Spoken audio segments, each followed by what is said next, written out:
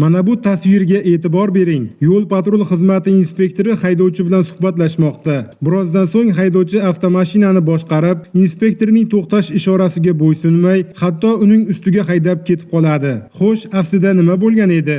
Bozor hududida xizmat olib borayotgan vaqtimda svetoforda ta'qiqlovchi qizil ishorasida harakatlanib o'tgan Nexia 1 rusumli avtomashinani to'xtatganimda, haydovchiga qoidabuzarlikni tushuntirganimda, haydovchi o'sha qoidabuzarligini inkor etib, bu yerda svetofor qurilmasi yo'qligini aytdi. Shundan so'ng haydovchidan me'yoriy hujjatlarni so'ragan vaqtimda, haydovchi avtomashinaga o'tirib, ichki ishlar xodimlarining qonuniy talabini bajarmasdan ko'cha jamoat joyida baqir-chaqir qilib, o'sha avtomashinani ichki ishlar xodimlari, ya'ni meni ustimga haydadi, voqea joyidan ketib yubordi.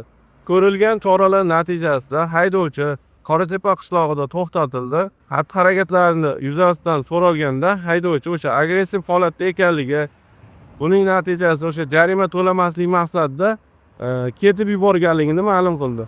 Holat yuzasidan tegishli hujjatlar rasmiylashtirilib, ish sudga taqdim etildi. Sud jarayonida haydovchi o'z aybiga iqror bo'lib, o'sha kuni otasining avtomashinasida shifoxonaga borganini, qaytishda esa yo'l patrul xizmati inspektori tomonidan to'xtatilganini, xodim aytgan holat bo'lmaganini aytib, uning qonuniy talabiga bo'ysunmay ketib qolganini bildirdi va suddan yengillik so'radi. Sud tomonlarning fikrlarini tinglab, to'plangan dalillarga asosan qonuniy qaror qabul qildi.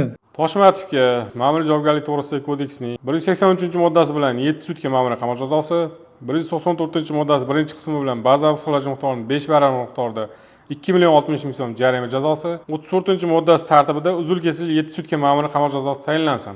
Qoidalarga bo'ysunmaslik javobgarlikdan qochish degani emas. Buni haydovchilar unutmasalar bo'lgani.